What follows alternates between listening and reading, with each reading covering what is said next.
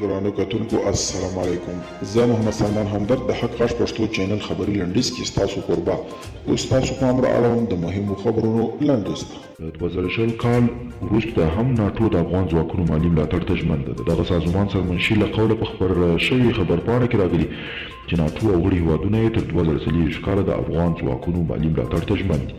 د ازبکستان د لومړي وزیر مرستیال او دغه هیواد د بهرنۍ سوداګرۍ او پانګونې وزیر نن کابل ته راځي.